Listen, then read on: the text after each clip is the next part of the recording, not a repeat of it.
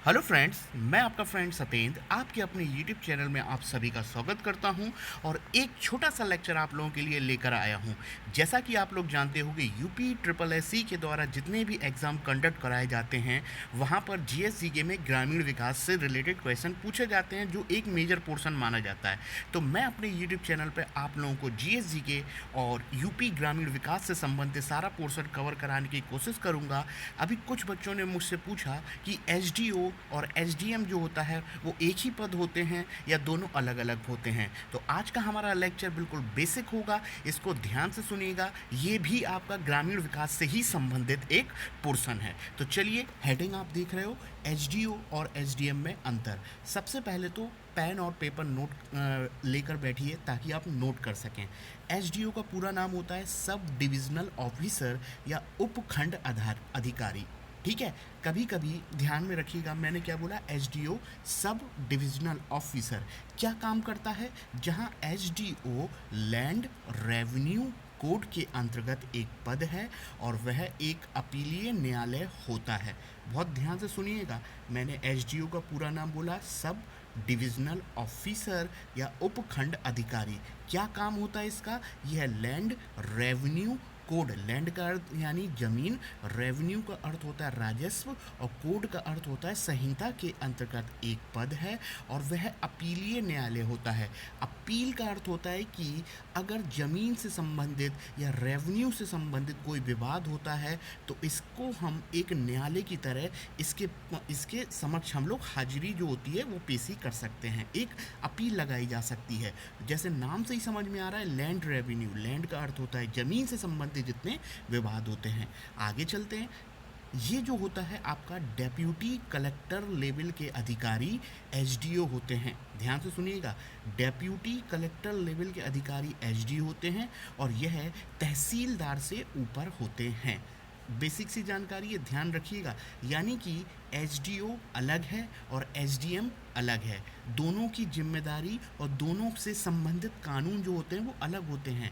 SDO के बारे में बिल्कुल एग्जैक्टली भूमि संबंधित जो कोड बनाया गया है, लैंड रेवेन्यू कोड से संबंधित एक पद है और वहाँ पर उसकी जानकारी हमें प्राप्त होती है और यह तहसीलदार से ऊपर होते हैं। अब काम क्या करते हैं, जैसे नाम से ही समझ में आ रहा है, जमीन से संबंधित, यानी कि आबादी स्थल, आबादी समझते हो ना, कितनी पॉपुलेशन, जनसंख्या है, ये जितने निर्णय होते हैं वो एसडीओ के भीतर ही सॉल्व किए जाते हैं। तो ध्यान में रखिएगा, ये मैंने आपको एसडीओ से रिलेटेड जानकारी दी। अब आप बोल रहे होंगे कि तहसीलदार क्या होता है। देखिए, ग्रामीण विकास में एक एक पोर्शन में हम सबको कवर करेंगे।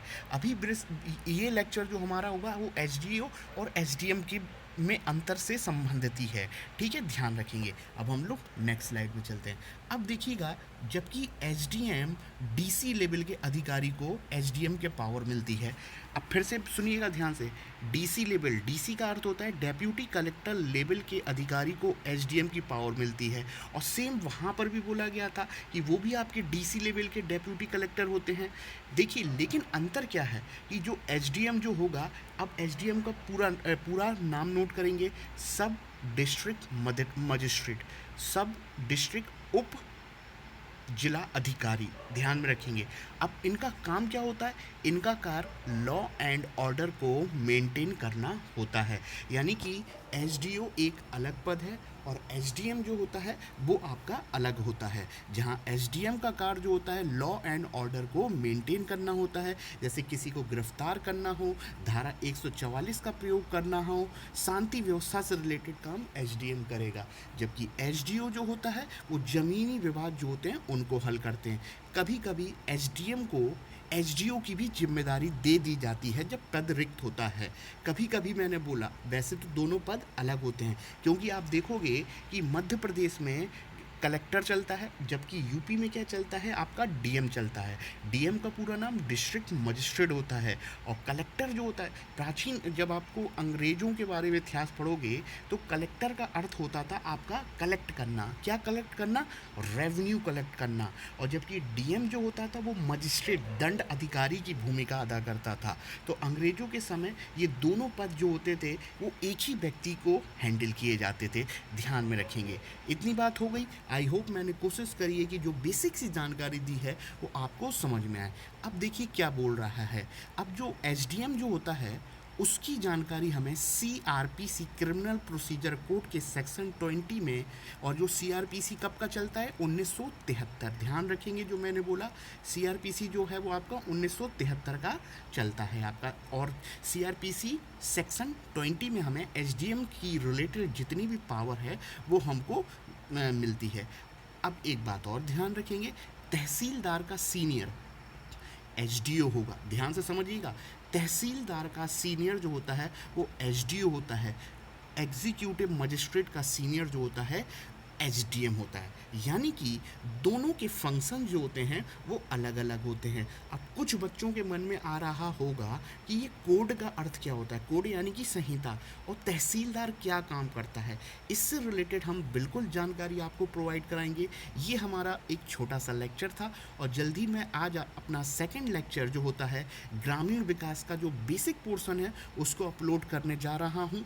लेक्चर अगर आपको पसंद आया हो तो लाइक करिएगा, शेयर करिएगा, सब्सक्राइब करिएगा, और बहुत ज़रूरी है आपका सपोर्ट। आप इस चैनल को सपोर्ट करेंगे तो मैं आपके लिए बहुत अच्छे लेक्चर बनाने की कोशिश करूंगा।